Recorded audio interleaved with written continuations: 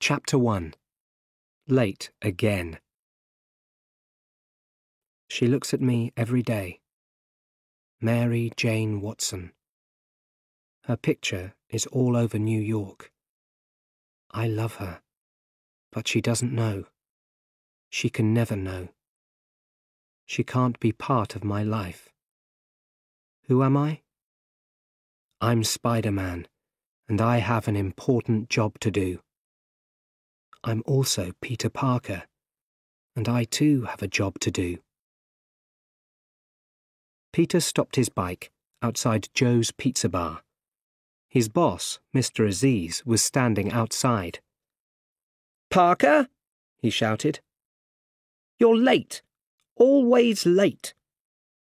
Mr. Aziz turned around. On the back of his T-shirt it said, 29 minutes or it's free. Peter followed Mr. Aziz inside the busy pizza bar. "This order came in 21 minutes ago," Mr. Aziz explained, pointing at the Big Joe's Pizza's clock. He passed 8 pizza boxes to Peter. "You've got 7.5 minutes, or you'll lose your job. Go!" Peter rode his bike through the cars, taxis and buses on Manhattan's busy streets. He saw a clock on a street corner. 3 minutes to 2. He had just 3 minutes left. There was only one thing to do. He left his bike and ran into a small street. He quickly changed into his Spider-Man clothes. Then he shot a line of webbing and swung into the street. A man saw him and shouted, "Hey! Spidey's taken that guy's pizzas!" Some New Yorkers didn't like Spider-Man much. There were bad stories about him in the Daily Bugle, the city newspaper, nearly every day, and people believed them. Spider-Man swung from building to building. Not much time left. But then 2 young children ran out into a busy street. Peter put the pizza boxes on a building. He swung down and took the children in his arms. He pulled them to the other side of the street, just in time. The little boy and girl looked at him with big eyes. "No playing in the street," Spider-Man said to them. "Yes, Mr. Spider-Man," they answered. He collected the pizzas and went into an office building. It was 3 minutes past 2. "You're late," said the woman behind the desk. "I'm not paying for those." Peter lost his job at Joe's Pizza Bar, but he still had work at the Daily Bugle. He took pictures of Spider-Man for the newspaper. He went to see the top man at the paper, Jonah Jameson. Peter wanted to sell photos of other things, birds in the park, faces of interesting old men, but Jonah Jameson wasn't interested. "I only pay you because you take pictures of Spider-Man," he shouted. "Spider-Man won't let me take any more pictures," said Peter. "The city hates him because of you." "Well, I don't want your other pictures." "Okay," said Peter, and he pulled out a fantastic photo of Spider-Man. "I'll give you 150, said Jameson. 300, said Peter. Okay, said Jameson. Go and see Betty. Peter went to get the money from Betty Brandt. Betty worked for Mr. Jameson. "You borrowed some money 2 weeks ago," she said kindly. "I can't give you any more. Sorry." "Oh no," thought Peter. "I'm late again." He ran to the university. He ran faster than any ordinary person. People were looking at him, but he didn't care. He turned a corner and ran into someone. Books and papers flew everywhere. Peter took the books and papers in his hands and stood up, right in front of his teacher. "Oh, Dr. Connors, sorry," he said. "Where were you going, Parker?" "To your class." "My class is over," said Dr. Connors. "Look at you, Peter. You're always late for class. You're always so tired. Your homework on fusion is late. I know, said Peter. I'm planning to write my fusion homework on Dr. Otto Octavius. Octavius is a friend of mine. Make sure it's good. It was dark when Peter arrived at Aunt May's house in Forest Hills. He walked into the living room. He was thinking about other things, and he didn't see Aunt May, MJ, and Harry standing there.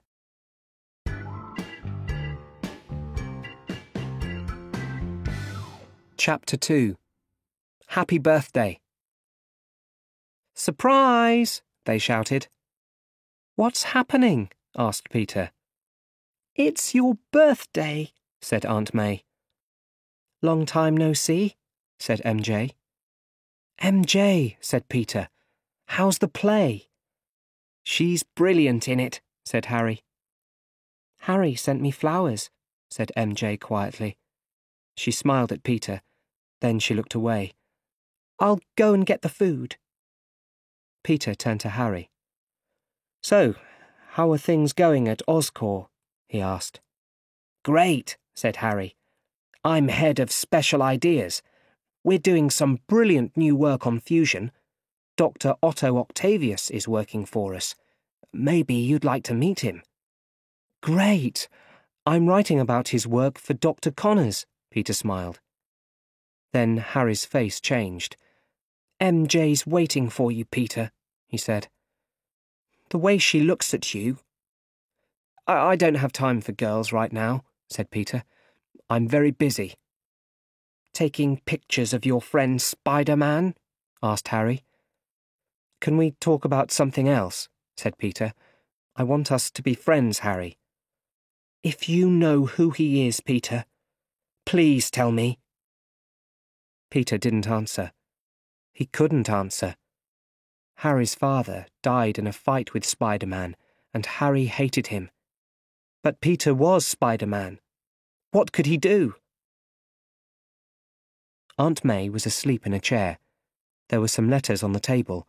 One was from the bank. It wasn't good news. Peter woke her. What? Ben? Oh, Peter, she said. Has everybody gone? Did they have a good time? I'm sure they did, Peter smiled. Then his face changed. Aunt May, I saw the letter from the bank. You did? Oh, well, I'm a little behind. I don't want to talk about it any more. I'm tired. She took $20 from her bag. Happy birthday, Peter, she said. Aunt May, I can't take this from you. Yes, you can, she said angrily. You can take this money from me. It's not much. Then she started crying. I'm sorry. Life is so empty without your Uncle Ben. It's nearly 2 years since he died. Sometimes I think about his killer, and I want to do something terrible. Uncle Ben's killer was dead. The police didn't know that. Aunt May didn't know that. But Peter knew. He was there, and he saw everything. He looked at poor Aunt May, and he felt so bad. He wanted to tell her, but he couldn't. Here, she said. Take some birthday cake home. Before he went home, Peter went into Aunt May's garden. Hey, said MJ. She was in her parents' garden next door. I saw your picture on Bleecker Street, said Peter. Oh, isn't it funny, she said. MJ didn't like seeing her picture all around New York. No, it's nice, he said. I can see you every day now. He loved MJ, but he couldn't tell her. It wasn't fair. Anyone close to Spider-Man was always in danger. Do you want to say something? Asked MJ. Are you still living in Manhattan? Oh, Peter, she said sadly. I don't understand you. MJ walked back to the house. Then she turned. I'm seeing someone now. You mean a boyfriend? Suddenly, Peter wanted to show MJ his feelings. "I'm going to come to your play tomorrow night." She was surprised. "You're coming?" "I'll be there," he said. Peter went home to his little room. It was at the top of an old house in Manhattan. Peter walked slowly up the stairs. "Money!" shouted Mr. Ditkovich. It was his house, and he lived on the floor below Peter. "Hi," said Peter. "What's hi? Can I spend it?" "Mr. Ditkovich, I'll get some more money this week." "You're a month late with the money for the room. Again." "But I only have this $20 for the week," Peter explained. Mr. Ditkovich took Peter's $20, his birthday money, and shut the door. Peter went into his cold little room and sat on the bed. Could things be any worse, he thought.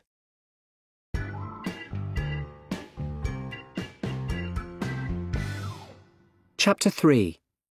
Fusion. Dr. Otto Octavius was working in a special room at home. It was in a lovely old building with big windows. Harry walked in, followed by Peter. Otto stopped his work and walked towards the two young men. He was a big man with a kind face. He smiled warmly at Harry, then turned towards Peter. "This is my good friend, Peter Parker," Harry explained. "I called you about him. I only got through my school science exams because of Peter." Peter smiled at Otto. "I'm studying your work at university," Peter said. "I have to go," Harry said, moving towards the door. "I've got an important meeting. I'll leave you two clever scientists together. And good luck tomorrow, Otto." "Parker?" said Otto. "I remember now. You're Connor's student. He tells me you're brilliant, but lazy." "I'm trying to do better," said Peter. Otto was serious now. "Being brilliant isn't enough," he explained. "You have to work hard, and you must use science for the good of the world." Otto showed Peter his work on fusion, a new kind of cheap energy. Enough energy for everyone in the world. Peter asked lots of intelligent questions. Later, after coffee, the two men were still talking about fusion. Otto's wife Rosie was there too. "Are you sure you can control the fusion reaction?" asked Peter at last. "Peter, this is my life's work. The city isn't in danger." "Otto's done his homework," said Rosie, and they all laughed.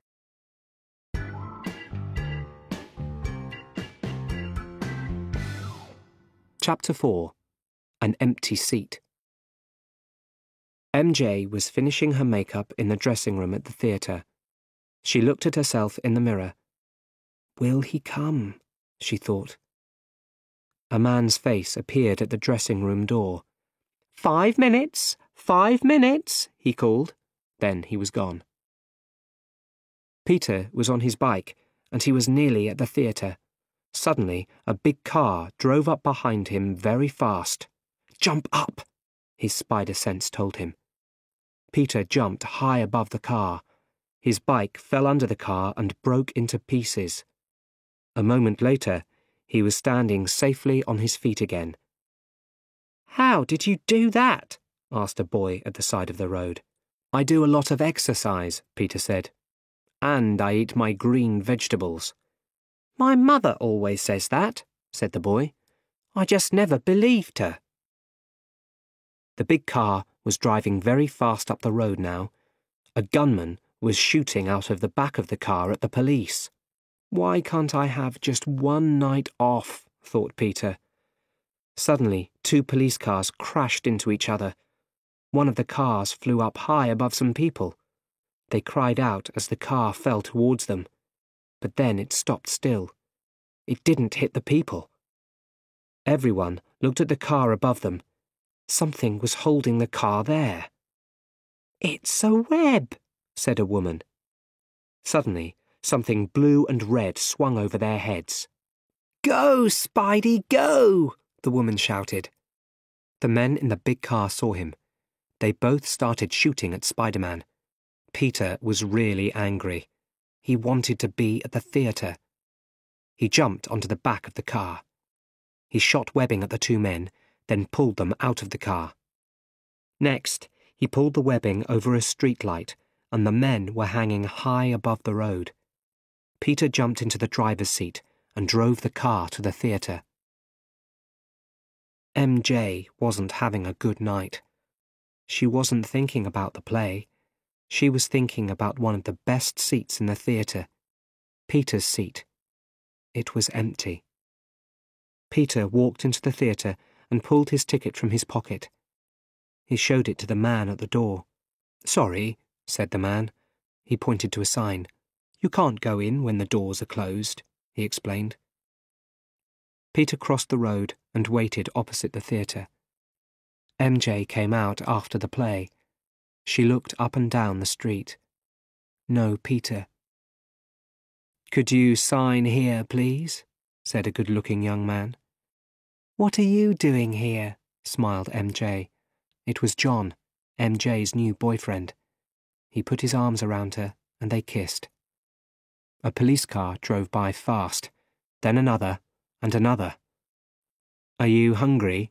John asked. "Yes," smiled MJ. "Very." On the other side of the road, Peter watched sadly as MJ and John hurried away. Then he remembered the police cars. "Why do I always have to rescue people from fires and criminals?" he thought. "I only wanted one evening at the theatre." He changed his clothes in a small street. He ran up the side of a building and jumped onto the roof. For the first time ever, he didn't want to do it. But he was Spider-Man. He had to do it. Soon, he was swinging from building to building towards the police cars. He brought his arm around to shoot a line of webbing. But nothing happened. Spider-Man was high above the street with no webbing. "Ah!" he cried as he crashed down onto a building below. He stood up slowly and looked down. Then he looked at his hands and tried to shoot some webbing. Nothing. "What's happening to me?" he thought. 5 minutes later, he was in a lift. A man with a dog got in. "Cool Spidey clothes," the man said. "Thanks," said Peter. All through Dr. Connor's class, Peter thought about MJ.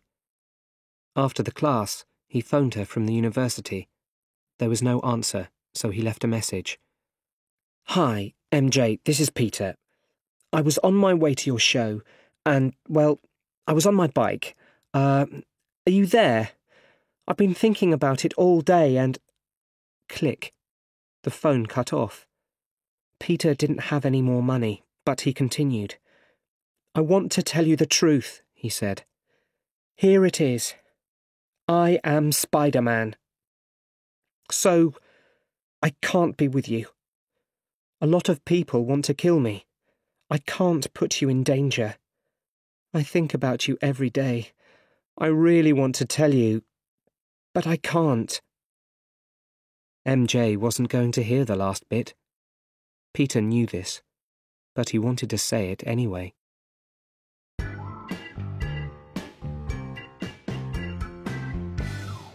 Chapter 5. The Metal Arms. About 40 visitors waited excitedly in Otto's big room. Harry and Peter were there. "Welcome, everyone," said Otto. "You are the first people ever to see fusion energy. It's safe, and we can make it again and again. It's cheap, too. Cheap electricity for everyone." Otto moved across the room towards 4 big metal arms. "Ooh," everyone said, as Otto fitted the arms onto his back. "It's not possible to control the fusion reaction with my hands. So I use these metal ones. I control them with my brain, he explained. Dr. Octavius, asked one of the visitors, is there a danger the arms can control you? Good question, said Otto. My brain is safe because of this microchip at the back of my head. He turned and showed them. I control the arms, he said. They don't control me. Otto walked to the back of the room. Blue lights went on, and there was Otto's fusion reactor. The metal arms moved. They lifted up a very small piece of tritium. There are less than 12 kilos of tritium in the world, he explained. I want to thank Harry Osborn and Oscorp for giving me this tritium. Happy to pay the bills, Otto, called Harry. Otto turned to smile at his wife, Rosie. This was his big moment. He started the reaction. The tritium started to go round very fast. Suddenly it changed into a small ball of fire. It started to grow. The light was very strong. The visitors couldn't believe it. The energy of the sun was in the room in front of them. Otto used the metal arms to control the reaction. Lines of fire shot from the fireball. The arms stopped each one and pushed it back to the centre. The arms moved faster and faster, and the light became stronger and stronger. But then something happened. The reactor started to pull some of the metal things in the room into its centre. Lines of fire shot everywhere. Otto was losing control. People shouted and tried to escape. Harry's face was white. He turned towards Peter, but Peter wasn't there. "Turn it off!" shouted Harry. "Turn it off!" "Wait!" shouted Otto. "I can control it!" A big metal cupboard was flying towards Harry, but suddenly Spider-Man appeared. He caught Harry and pulled him away from danger. For a moment, Spider-Man and Harry were face to face, but Harry still hated Spider-Man. "This doesn't change anything," Harry said. But Spider-Man didn't have time to talk. He ran around the walls to the reactor. He tried to pull the cables out of the wall. "What are you doing?" shouted Otto. "I'm trying to stop the reaction," answered Spider-Man. One of Otto's metal arms hit Spider-Man. But at that moment, the big windows in the room broke into 1,000 pieces. Metal and glass flew fast towards Otto and Rosie.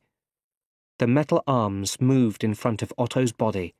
He was safe. But Rosie fell to the floor. "Rosie!" shouted Otto. Then a line of fire from the reactor hit Otto in the back. He fell to the floor. Smoke came out of the microchip. Spider-Man pulled and pulled. Finally, the cables came out of the wall. The reactor stopped. The lights went out. Everything went quiet. Otto's body showed signs of life. They took him to hospital, but it was too late for Rosie. Harry stood in the street outside. His car was waiting, but he didn't get in.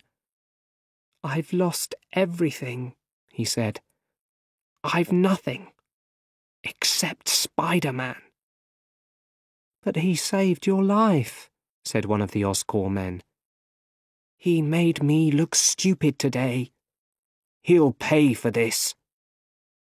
Harry got in his car and left.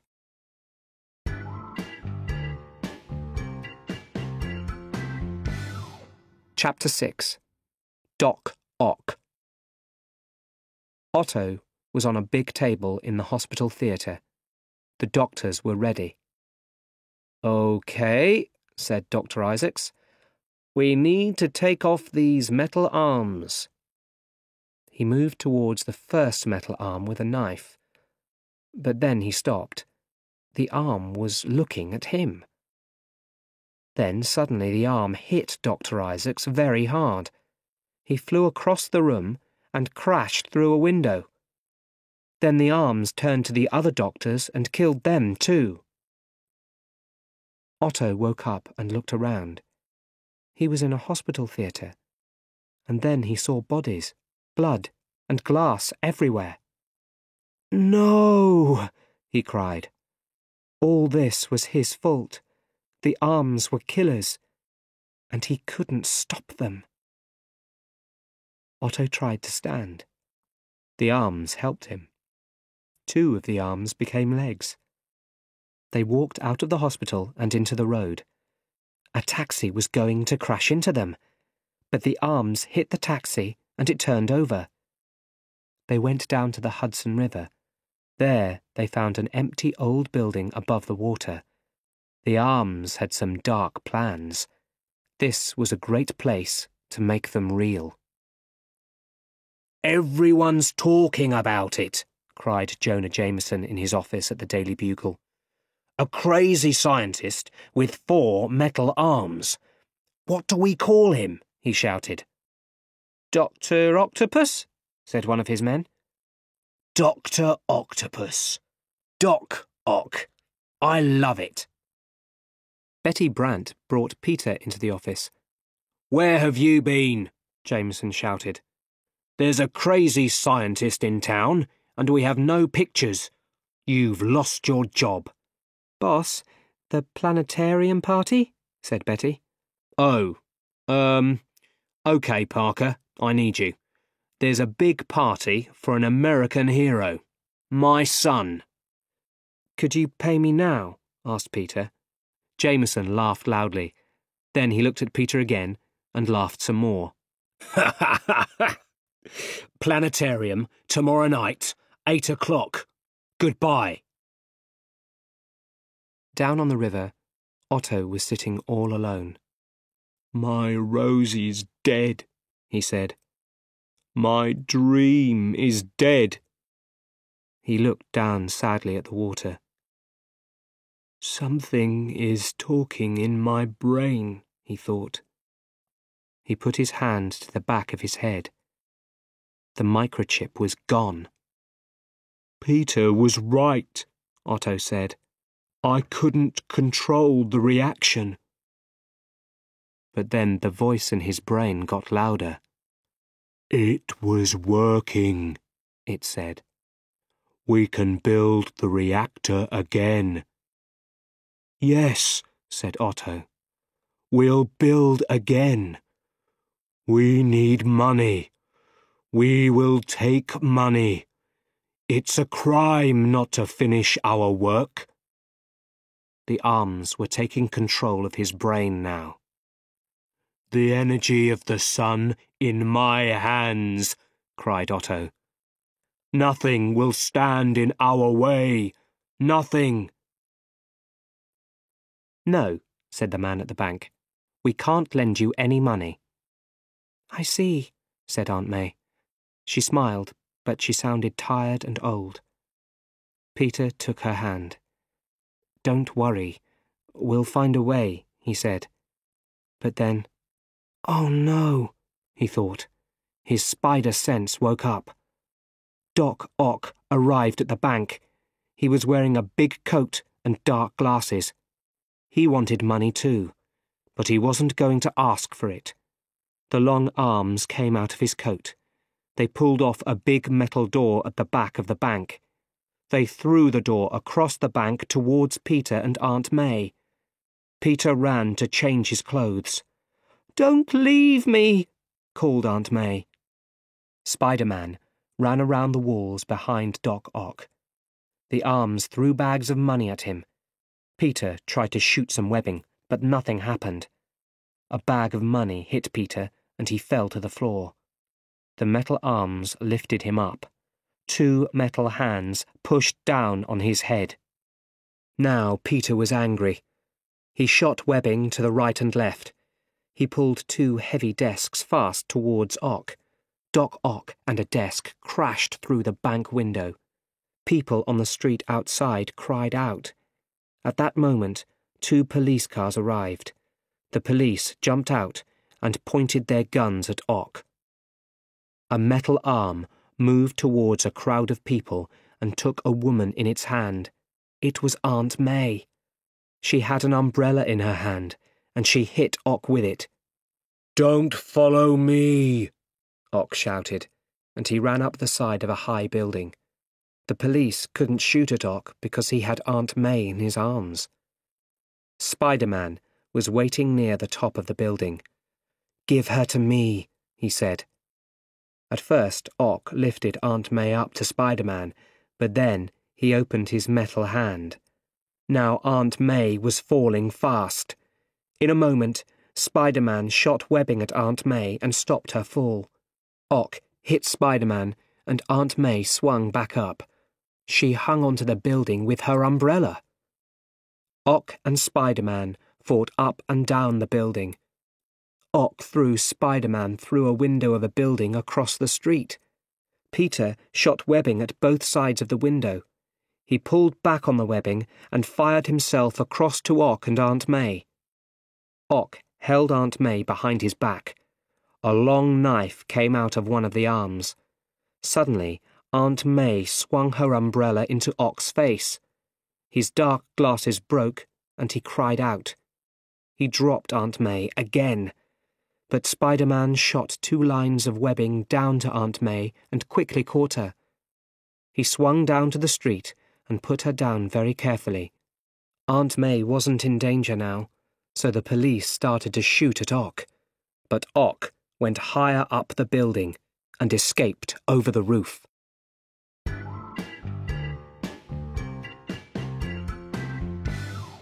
Chapter 7. Spider-Man No More.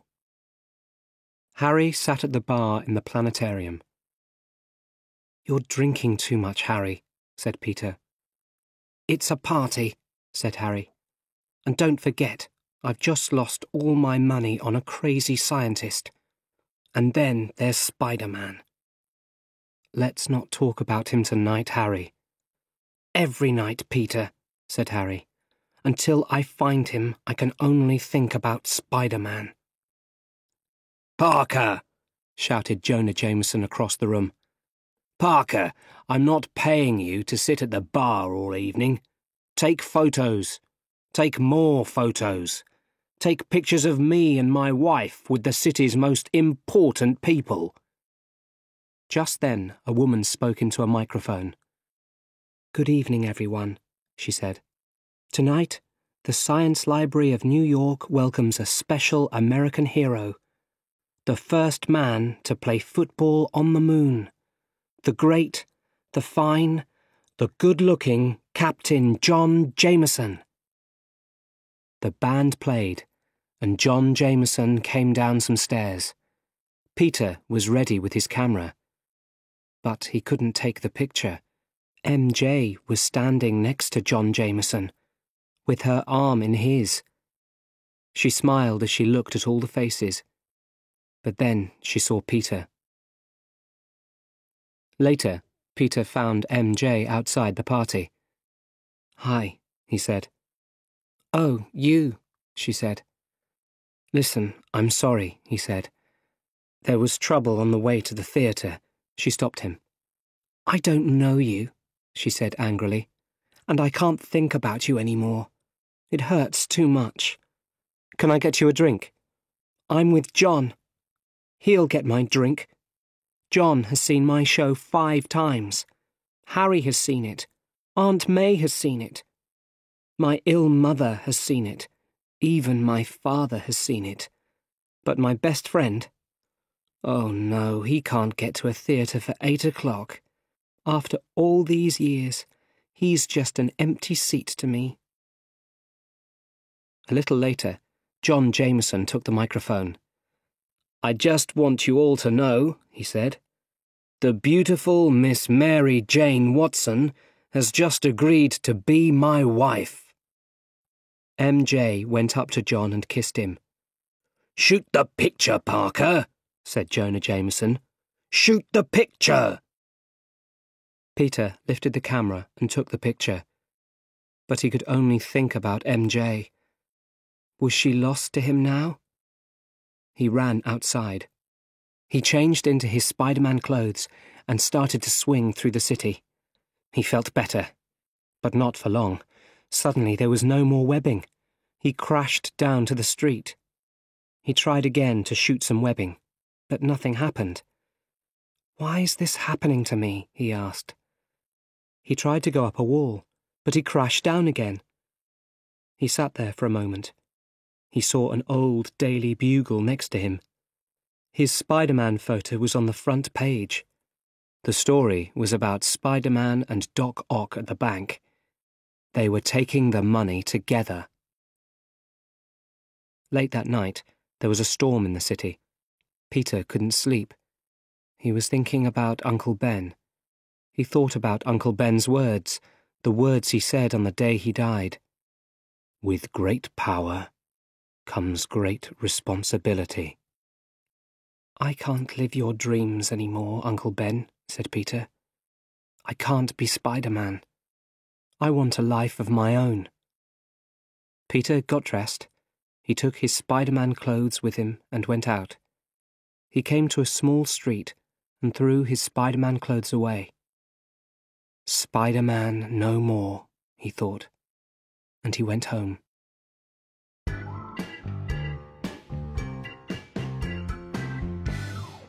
Chapter 8. An Ordinary Life. Peter sat in the theatre and watched MJ. He was enjoying the play so much. At one moment, MJ saw Peter. They smiled at each other, and for a few seconds she forgot her lines. After the play, they walked through Chinatown together. "You were so wonderful," he said. "You look different," she said. "Well, I cleaned my shoes. I washed my clothes. I did my homework. I do my homework now. Do you want to get some Chinese food?" "Peter, I'm getting married." "You once said to me, 'I love you.' Back then, I couldn't be with you. There were things I had to do. But I don't have to do them now." "You're too late," she said. "Will you think about it?" "Think about what?" "You and me." "There never was a you and me, Peter." "You don't understand. I'm not an empty seat anymore. I'm different. I have to go." MJ got into a taxi. She looked back at Peter. "You are different," she said, and closed the door. Betty Brant took the street cleaner into Jonah Jameson's office. He was carrying something in a brown paper bag. He put the bag on Jameson's desk and took out Spider-Man's clothes. "Where did you get those?" shouted Robbie Robertson, Jameson's number 2 at the Daily Bugle. "In the street," the man explained. Jameson couldn't believe his eyes. Spider-Man no more? This was front-page news. "I'll give you $50 for them," he said. "Only $50? said the street cleaner. "All right, $100. Miss Brant, take this man away and give him his money." It was 2 years since Uncle Ben died. Peter sat at the table in Aunt May's home, and she gave him a cup of tea. "It was all my fault, Peter," she said. "You wanted to go by train that day. Uncle Ben wanted to drive you, and I didn't stop him." Peter decided to tell her. "Aunt May, it was my fault," said Peter. "I didn't go to the library that day. I went somewhere else, to win some money, to buy a car. I wanted to look good for MJ. It happened so fast. I won the money, but the guy didn't pay me. Then another man took all the money. I didn't try to stop him. I let him go. He wanted a car. He tried to take Uncle Ben's. Uncle Ben said no, and the man shot him. I held Uncle Ben's hand when he died." Peter was crying now, and he took Aunt May's hand. "I've tried to tell you so many times," he said. But Aunt May took her hand away. She had no words to speak. She looked sadly at Peter. Then she stood up and went quietly upstairs. Down by the Hudson River, Doc Ock was finishing his new fusion reactor.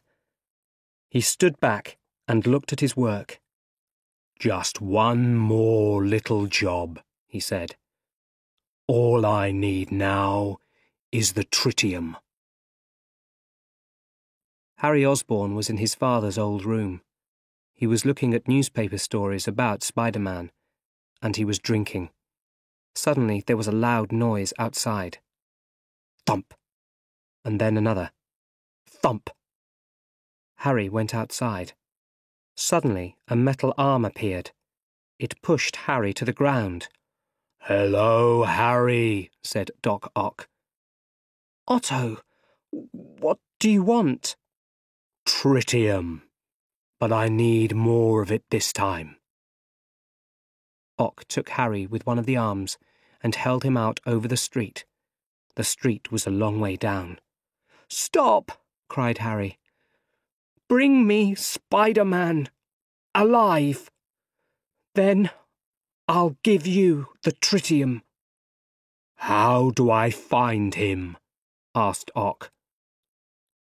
"Peter Parker," said Harry. "He takes pictures of Spider-Man for the Bugle. He can tell you."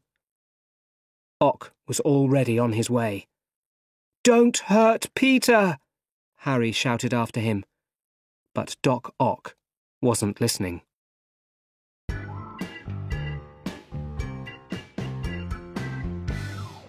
Chapter 9. Where is Spider-Man? Peter walked along the street.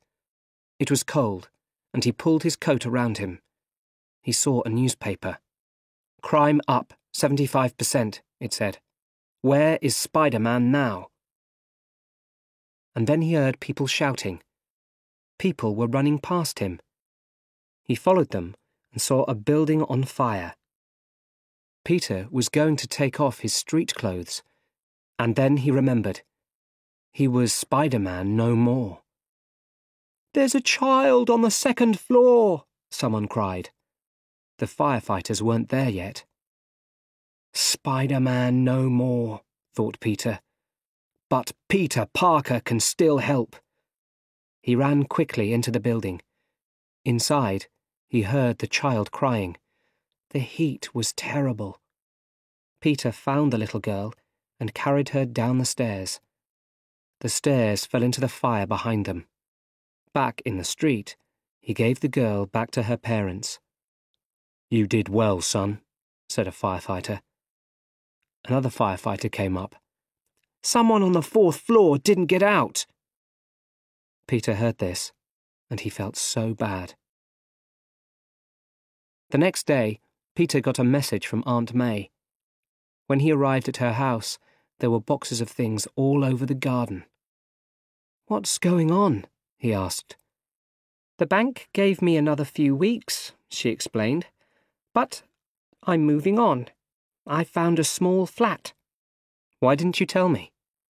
"I can look after myself, Peter," said Aunt May. "And young Henry Jackson from across the street is helping me. He's carrying my boxes, and I'm paying him $5. "Listen, about my last visit," Peter started to say. "We don't need to talk about it," said Aunt May. "It was difficult for you to tell me, so thank you. And I love you, Peter." Young Henry Jackson came for another box. "Hi, Henry," said Peter. "You take Spider-Man's pictures, right?" Henry said. "Where is he?" He, wanted to try other things." "He'll be back, right?" asked Henry. "I don't know," answered Peter. "Henry wants to be Spider-Man when he grows up," said Aunt May. "Children like Henry need a hero. We all do. And I believe there's a hero in all of us, making us do the right thing." Does she know? Thought Peter. Back in the city, Peter took a lift to the top of a tall building. Do I still have a hero inside me? He asked himself. He looked across to the next building. I can do it, he thought. He ran fast to the edge of the roof and jumped. He flew across towards the next building. He felt great. Woohoo! I'm back! I'm back! He shouted. But then he started to fall. Down he went, faster and faster. Luckily, there were washing lines between the buildings. He caught one and swung down the rest of the way. He crashed into a wall and fell between two cars. Oh, my back! My back! He cried. John Jameson and MJ were sitting in MJ's flat. They were getting married soon, and they were talking about their big day. Don't you want to invite your friend, the photographer? Asked John. He's not my friend. He's just a really stupid guy, said MJ. She came over to John and looked into his eyes. What was she looking for? Put your head back for me, she said to him. Then she kissed him. Once, a long time ago, she kissed Spider-Man this way. This time wasn't as good. MJ sat in the window of a cafe with a cup of coffee. Peter walked in. Hi, said Peter. Thanks for coming, MJ smiled. Is everything okay? Asked Peter. MJ found it hard to answer. Do you remember, after my play at the theatre, you were different that night. I didn't want to listen, but I thought about it. MJ looked into Peter's eyes, but Peter looked away quickly. Listen, he said. There's more for me to say. I can't be there for you, MJ. Do you love me or not? She asked. I don't, his mouth said. His eyes said something different. MJ moved closer to Peter. Kiss me, she said quietly. I need to know something, just one kiss. MJ closed her eyes and moved towards Peter.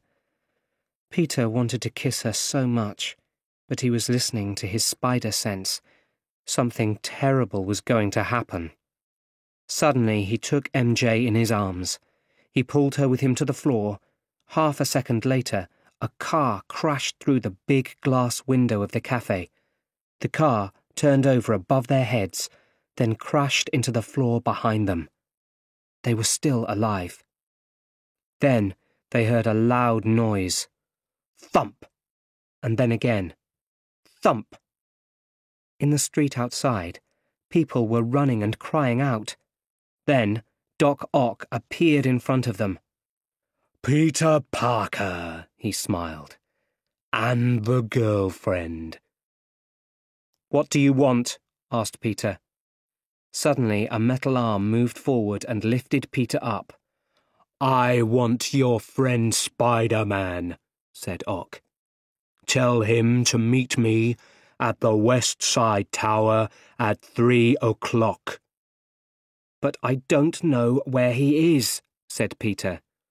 Find him, or I'll kill her. He pointed at MJ. Then he lifted MJ in his metal arms and disappeared through the streets of the city. Robbie Robertson walked into Jameson's office at the Daily Bugle. There's still no news about MJ, he said. Sorry, Jonah. It's all my fault, said Jameson. He was thinking about the Spider-Man stories in the Daily Bugle. I drove Spider-Man away. Spider-Man was a hero, he said. He turned to look at Spider-Man's clothes on his office wall. Then he turned back and said, Spider-Man was... Suddenly, there was a sound like the wind. Jonah turned to look. Spider-Man's clothes were gone. and in their place was a web, a very big web, and a message from Spider-Man. "Spider-Man was a criminal!" shouted Jameson.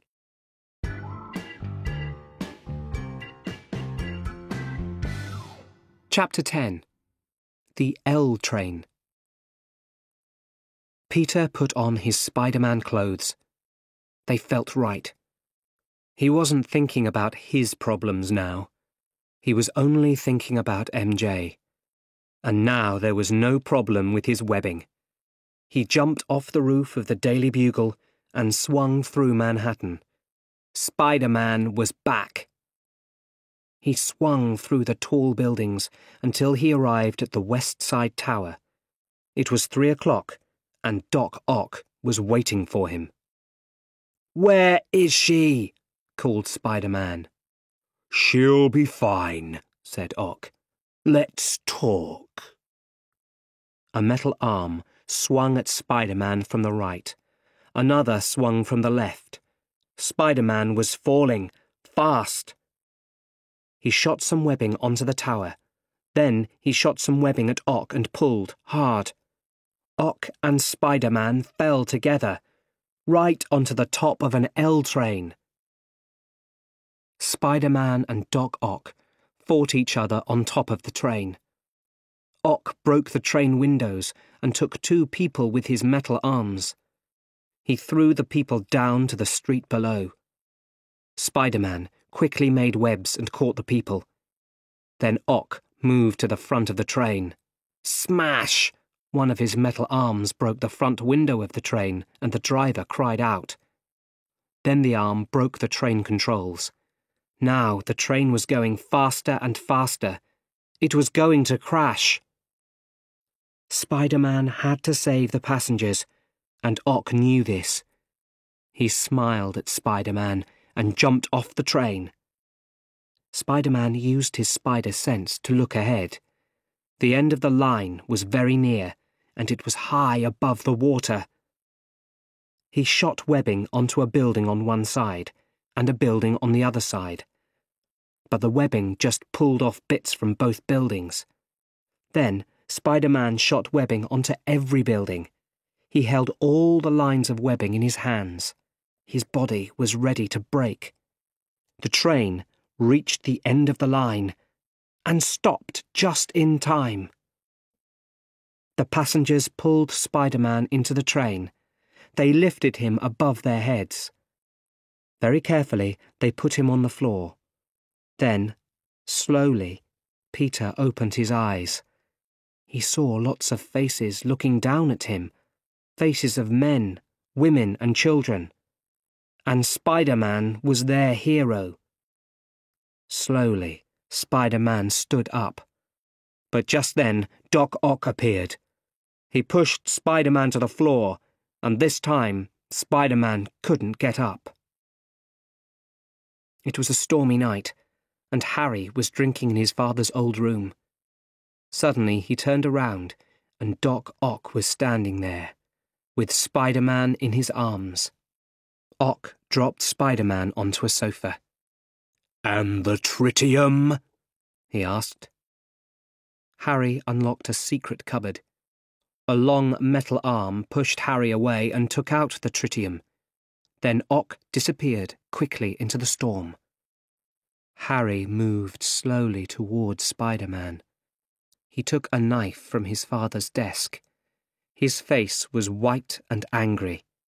He lifted the knife above Spider-Man. "First, let's see your face," he said. "I can look into your eyes as you die." In the light from the storm, Harry looked at the true face of Spider-Man. He stood back and dropped the knife. "Peter! No, it can't be." Peter looked into Harry's eyes. He got up quickly. "Harry," he said, "where is she?" Peter was only interested in one thing. "He's got MJ." "No," Harry couldn't believe it. "He only wanted the tritium." "Tritium?" shouted Peter. He's building the reactor again. When that happens, she'll die. And half of New York will die too. Peter, you killed my father. There are bigger things happening right now, said Peter. Harry, please. I have to stop him.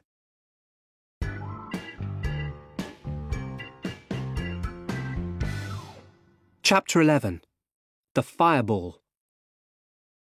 In the building on the river, metal cables held MJ to the wall. You've got everything you need, she shouted at Doc Ock. Now let me go. I can't let you go. You'll call the police. Ock started a fusion reaction. A small ball of fire appeared in the centre of the reactor. It started to grow. High above MJ, someone climbed quietly into the building. "Surprise!" called a soft voice. MJ looked up. It was Spider-Man. Suddenly, a metal arm swung towards Spider-Man and he jumped to the floor. "Stop the reactor, Ock," said Spider-Man. "You're going to hurt a lot more people this time." He tried to jump over Ock to the reactor's cables, but two metal arms threw him through the roof and out of the building. Moments later, Spider-Man swung back in. He hit Ock hard with both feet. They both went down through the floor into the water. The ball of fire was bigger now. It started pulling metal into its centre. It pulled the metal cables around MJ. She screamed as her body flew towards the fireball. Spider-Man shot webbing at her and pulled her back from danger. "Run!" he shouted to MJ. A metal arm lifted Spider-Man up and threw him to the floor. Ock then lifted him up by the foot. A knife came out of one of the metal arms. Ock was going to kill Spider-Man. Spider-Man shot webbing around the reactor cables and pulled. As the cables touched one of the metal arms, the energy from the fireball went into Ock. He flew back and crashed onto the floor. At last, Spider-Man pulled the cables out of the wall. He looked at the reactor. It was still going. It didn't need the cables anymore. It was getting bigger and bigger. "Dr. Octavius," called Spider-Man. Peter tried to think. He showed his real face to Otto. "Peter Parker," smiled Otto. "Brilliant, but lazy." "We must stop the reactor," Peter said. "I can't stop it," said Otto sadly. "I won't stop it." "You once told me we must use science for the good of the world." "These arms have changed you," said Peter. "Don't listen to them." Peter was right. Otto knew that. Fusion was his dream, but he was ready to leave his dream now. "Listen to me now," Otto shouted at the arms. "Listen to me." At last, he could control the metal arms. "Now, how do I stop the reactor?" asked Peter. "Tell me." "We can't stop it," said Otto. "But maybe the river. Drop it in the river." Peter turned to the reactor, but a metal arm caught him. "I'll do it," Otto said. Peter turned to MJ.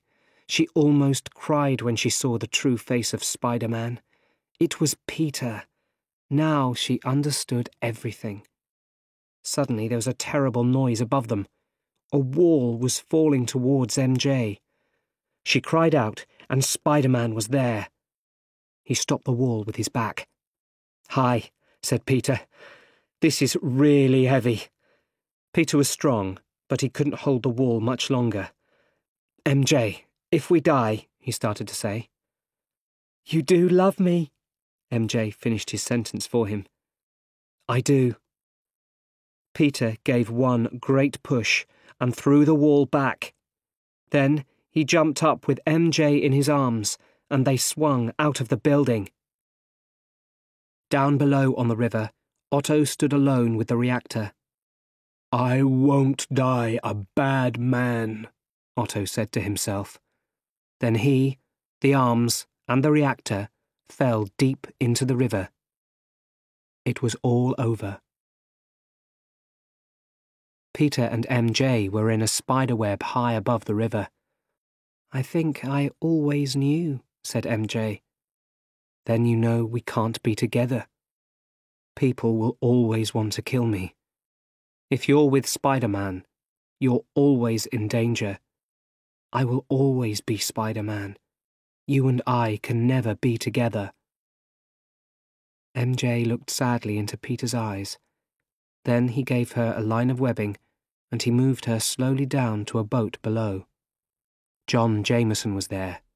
He ran up to MJ and took her in his arms.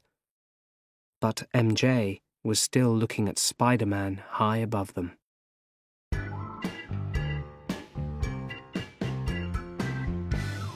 Epilogue. MJ's Big Day. MJ was wearing a long white dress. It was her big day. John and the Jamesons were waiting in the church. The music started, and everyone turned to see MJ. But it wasn't MJ. It was her friend. She walked up to John and gave him a message. He read it and looked at his guests. What could he do? MJ didn't want to get married. She wasn't coming to the church. Peter sat on his bed and looked out of the window of his little room. Somewhere in the city right now, MJ is getting married, he thought. He sensed something behind him and turned. MJ was standing in the doorway, in her long white dress. "Peter, I can't live without you." Peter walked towards MJ. "You think we can't be together," said MJ. "But let me decide. It's my life, and I want to live it with you. I know it will be dangerous, but I love you." Peter looked into MJ's eyes. "Isn't it time somebody saved your life?" she said.